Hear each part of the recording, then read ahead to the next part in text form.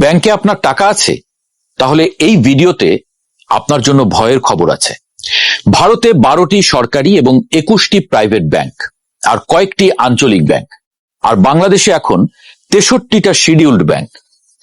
এত ব্যাংক খুব কম দেশেই আছে, তাও আপনার টাকা নিরাপদ না। কেন? কারণ এই দেশে ব্যাংকের মালিক ব্যাংকার না, মালিক হলো গার্মেন্টস ব্যবসায়ী, সিমেন্ট ব্যবসায়ী, পাওয়ার প্ল্যান্টের মালিক। আপনি টাকা রাখেন নিরাপদ ভেবে, ওরা সেই টাকা দিয়ে আর একটা ব্যবসা খোলে। ব্যবসায়ীদের এই মডেলটা দেশের ব্যাংকগুলোকে ফাঁকা করে দিয়েছে। যেখানে আমেরিকা, ভারত সহ পৃথিবীর অন্য দেশগুলো 100 বছর আগেই এই মডেলকে বাতিল করে দিয়েছে, কিন্তু বাংলাদেশে এখনো চলছে। 6টা গ্রুপ। বাংলাদেশ ব্যাংকের রিপোর্ট বলছে তাদের হাতে পুরো ব্যাংকিং সেক্টর জিম্মি। বাংলাদেশ ব্যাংকের ওয়েবসাইটে যান, লেখা আছে দেশের 63টি শিডিউলড ব্যাংক, 7টি রাষ্ট্রায়ত্ত, 3টা বিশেষায়িত, 43টা প্রাইভেট, 9টা বিদেশি। 43টা প্রাইভেট ব্যাংক মানে 43টা পরিবার, 43টা গ্রুপ। এই 43টা ব্যাংকের প্রায় সবগুলোই কোনো না কোনো ব্যবসায়িক গ্রুপের। এটাই বাংলাদেশের বাস্তবতা। এখানে কোনো ডেডিকেটেড ফাইন্যান্সিয়াল ইনস্টিটিউশন ব্যাংক নেই। জেপি মর্গান, এইচএসবিসি, সিটির মতো ব্যাংক নেই যারা শুধু ব্যাংকিংই করে। এখানে সবাই অন্য ব্যবসায়ী, ব্যাংকিং তাদের সাইড বিজনেস। পার্থক্যটা বুঝুন। ব্যাংকারের কাজ রিস্ক কমানো, আর ব্যবসায়ীর কাজ রিস্ক নেয়া। যখন রিস্ক নেওয়া লোকের হাতে রিস্ক কমানোর দায়িত্ব দেওয়া হয়, তখন কি হয়? দুর্ঘটনা হয়। সেটাই হয়েছে। বাংলাদেশ ব্যাংক 17 জুন 2026 জানিয়েছে দেশে অফিসিয়ালি খেলাপি ঋণের পরিমাণ মোট ঋণের প্রায় 36%। মানে প্রতি 100 টাকা ঋণের মধ্যে 36 টাকাই খেলাপি। একটু অন্য দেশের দিকে তাহলে তাকাই। আমেরিকায় খেলাপি ঋণ 1.5%, ভারতে 2.8%, পাকিস্তানে 5.8%, নেপালে 5.6%, আর বাংলাদেশে 36%। খেলাপি ঋণে বাংলাদেশ এখন বিশ্বের দ্বিতীয় সর্বোচ্চ, যুদ্ধ বিধ্বস্ত ইউক্রেনের পরেই। ইউক্রেনে 38%। সেখানে যুদ্ধ চলছে বুঝলাম, আমাদের এখানে কি চলছে? অনেক ডেটা দিলাম, নিশ্চয়ই বিরক্ত হচ্ছেন। আরেকটু বিরক্ত করি। ব্যাংকিং সেক্টরে একটা কথা আছে, মূলধন পর্যাপ্ততা অনুপাত। ধরুন বাংলাদেশ ব্যাংক নিয়ম করে দিল কোন ব্যাংক 100 টাকা ঋণ দিলে ব্যাংকের পকেটে অন্তত 10 টাকা ব্যাকআপ থাকতে হবে, যেন কোনো কারণে ঋণ গ্রহীতারা টাকা ফেরত না দিলেও ব্যাংকটি দেউলিয়া না হয়, যেন সাধারণ গ্রাহকদের জমানো টাকা নিরাপদ থাকে। বাংলাদেশে এটা কত? -2.64%। মাইনাস মানে ব্যাংকগুলোর নিজস্ব পুঁজি শেষ। টেকনিক্যালি বলা যায় দেউলিয়া। 19টা ব্যাংক মিনিমাম পুঁজিও রাখতে পারছে না। এই অবস্থা একদিনে হয়নি, গত 20 বছর ধরে হয়েছে। 1971 সালে বাংলাদেশ স্বাধীন হয়েছে, 6টা ব্যাংক নিয়ে যাত্রা শুরু, সব রাষ্ট্রায়ত্ত ব্যাংক। 1980 সালে প্রাইভেট ব্যাংক আসে, উত্তরা, পূবালী, ন্যাশনাল ব্যাংক। 90 দশকে আরো কিছু ব্যাংকের অনুমোদন দেওয়া হয়। 2013 সালে একসাথে 9টা নতুন ব্যাংকের লাইসেন্স দেওয়া হয়। তখন দেশের ব্যাংকিং সেক্টর অলরেডি অসুস্থ। বাংলাদেশ ব্যাংক নিজেই বলেছিল নতুন ব্যাংক দরকার নেই, কিন্তু সরকার শোনেনি। এই 9টা ব্যাংককে বলে 4th জেনারেশন ব্যাংক। এদের প্রায় সবগুলোরই শক্ত রাজনৈতিক লিঙ্ক ছিল। ফল কি হলো? এই 9টা ব্যাংকের মধ্যে farmers bank, NRB commercial bank 2 বছরের মধ্যে ঢুকতে শুরু করলো। তারপর 2017 আরো বড় ঘটনা, সরকার ব্যাংক কোম্পানি আইন বদলালো।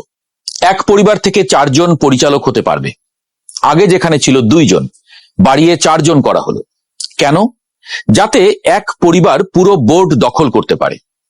আর মেয়াদ 6 বছর থেকে বাড়িয়ে 9 বছর, মানে একবার ঢুকলে 9 বছর আর বের হওয়া লাগবে না। এই দুটো ঘটনাতেই ব্যাংকগুলো পরিবারের পকেটে চলে গেল। আইন বদলালো, লাইসেন্স পেল, এবার শুরু হলো আসল খেলা। এস আলম গ্রুপ, চট্টগ্রামের গ্রুপ। অভিযোগ আছে এই প্রতিষ্ঠানটি 2017 সালে ইসলামী ব্যাংকের দখল নিয়েছে। বাংলাদেশ ব্যাংকের ডকুমেন্ট বলছে ইসলামী ব্যাংকের মোট ঋণের 47%, অর্থাৎ 74,900 কোটি টাকা নিয়ে নিয়েছে এস আলমের কোম্পানি। ব্যাংকের অর্ধেক টাকা একটা গ্রুপের পকেটে। আপনি 5 লাখ টাকা লোন চাইতে গেলে আপনার বাড়ির দলিল, আপনার বাবার দলিল, বিয়ের দলিল, চাকরির সার্টিফিকেট সব চায়। আর ওরা কাগুজে কোম্পানি দিয়ে হাজার হাজার কোটি টাকা বের করে নিয়েছে। এটা শুধু ইসলামী ব্যাংক না, সব ব্যাংকেরই একই চিত্র। বাংলাদেশ ব্যাংকের ডকুমেন্টে 6টা গ্রুপের নাম আছে: সাইফুজ্জামান চৌধুরী, এস আলম, বেক্সিমকো, শিকদার, নাসা, ওরিয়ন। এই 6টা গ্রুপের কাছে পুরো ব্যাংকিং সেক্টর জিম্মি, মানে আপনার টাকা আমার টাকা সব ওদের হাতে। অর্থনীতিতে একটা টার্ম আছে, রিলেটেড পার্টি লেন্ডিং। সহজ ভাষায় নিজের ব্যাংক থেকে নিজের কোম্পানিকে ঋণ দেওয়া। এটা কেন খারাপ? 3টা কারণ। প্রথমত, ক্রেডিট ইভ্যালুয়েশন হয় না। আপনি নিজের কোম্পানিকে ঋণ দিতে গিয়ে কি বলবেন কোম্পানি লস করবে? না। দ্বিতীয়ত, মনিটরিং হয় না। অন্য কেউ ঋণ নিলে ব্যাংক প্রতি মাসে খবর নেয়, নিজের কোম্পানি হলে নেয় না। আর তৃতীয়ত, রিকভারি হয় না। খেলাপি হলে ব্যাংক মামলা করে, নিজের কোম্পানির বিরুদ্ধে নিজে মামলা করবেন। ফলাফল, খেলাপি ঋণ বাড়ে, পুঁজি শেষ হয়, ব্যাংক দেউলিয়া। এই কারণে ব্যবসায়ীদের ব্যাংকের মালিকানা দিতে হয় না। সারা পৃথিবীতে সবখানে এই নিয়ম। আমাদের পাশের দেশ ভারতের কথাই ধরুন। 1969 সালের আগে ভারতের ব্যাংকগুলো ছিল ব্যবসায়ীদের হাতে। টাটা, বিড়লা সবাই ব্যাংকের মালিক, মানে ব্যবসায়ীরা ব্যাংকের টাকা নিজেদের বড় শিল্পে ঢালতো। ছোট শিল্প কারখানা বা কৃষক টাকা পেত না। 1969 সালের 19শে জুলাই ভারতের প্রধানমন্ত্রী ইন্দিরা গান্ধী 14টা বড় ব্যাংককে জাতীয়করণ করেন এবং নিয়ম করে দেন ব্যবসায়ীরা ব্যাংকের মালিক হতে পারবে না। মানে টাটা, বিড়লা, আদানি, আম্বানি কেউ ব্যাংকের মালিক হতে পারবে না। সর্বোচ্চ 10% পর্যন্ত শেয়ার কিনতে পারবে, কিন্তু মালিক হতে পারবে না, প্রমোটর হতে পারবে না। কারণ ভারত জানে ব্যবসায়ী যদি ব্যাংকের মালিক হয় সে নিজের ব্যবসাকেই ঋণ দেবে, আর সেটাই হয়েছে বাংলাদেশে। আমেরিকায় এই নিয়ম হয় 1933 সালে। 1929 সাল আমেরিকায় শেয়ার মার্কেট ক্র্যাশ, মহামন্দা। কারণ কি? ব্যাংকগুলো মানুষের আমানতের টাকা নিয়ে শেয়ার মার্কেটে জুয়া খেলতো। তখন প্রেসিডেন্ট রুজভেল্ট আইন করলেন, ব্যাংকের মালিক হতে হলে তোমাকে ব্যাংকিং কোম্পানি হতে হবে। গাড়ি কোম্পানি, তেল কোম্পানি ব্যাংক বানাতে পারবে না। তাই আজ আমেরিকায় মাইক্রোসফট বা গুগল বা ওয়ালমার্ট ব্যাংক খুলতে পারে না। ইলন মাস্ক পৃথিবীর সবচেয়ে ধনী ব্যবসায়ী হয়েও ব্যাংক খুলতে পারে না। আমেরিকা বোঝে, ভারত বোঝে, আমরা কেন বুঝি না? নাকি আমরা বুঝতে চাই না? সমাধান কি? মালিকানা আলাদা করতে হবে। ফিনান্সিয়াল প্রতিষ্ঠানই ব্যবসা করবে। কাপড়ের ব্যবসায়ী, জুতার ব্যবসায়ী, ওষুধ ব্যবসায়ী ব্যাংক বানাবে না। সর্বোচ্চ 10% পর্যন্ত শেয়ার কিনতে পারবে, বোর্ডে বসতে পারবে না। আর পরিবারতন্ত্র বন্ধ করতে হবে। আগের মতো এক ব্যাংকে এক পরিবারের সর্বোচ্চ একজন পরিচালক থাকতে পারবে, এমন নিয়ম করা হোক। আর সবচেয়ে বড় হলো ব্যাংক কমানো। 63টা ব্যাংক লাগে না। ভারতের অর্থনীতি বাংলাদেশের চেয়ে 10 গুণ বড়, তাদের 33টা ব্যাংকে চলে। আমরা কি এমন বিশ্ব চ্যাম্পিয়ন হয়ে গেলাম যে মুদি দোকানের মতো যখন তখন ব্যাংক খুলে বসছি? সরকার এরই মধ্যে ব্যাংক একীভূতকরণের উদ্যোগ নিয়েছে। আরো অনেক ব্যাংক একীভূত করা যেতে পারে, কিংবা চাইলে দুর্বল ব্যাংক পুরোপুরি বন্ধ করে দেওয়া যেতে পারে। সরকারকে বলছি, মনে রাখবেন, ব্যাংক কোনো ব্যবসায়ীর পকেট না, ব্যাংক হলো জনগণের ভরসা। ব্যাংক নিয়ে আমরা আরো কয়েকটি পর্ব করব। এক একটা ব্যাংক ধরে আমরা দেখিয়ে দেব কোন ব্যাংক কতটা ঝুঁকিতে। আপনার অভিজ্ঞতা আমাদের জানাতে পারেন।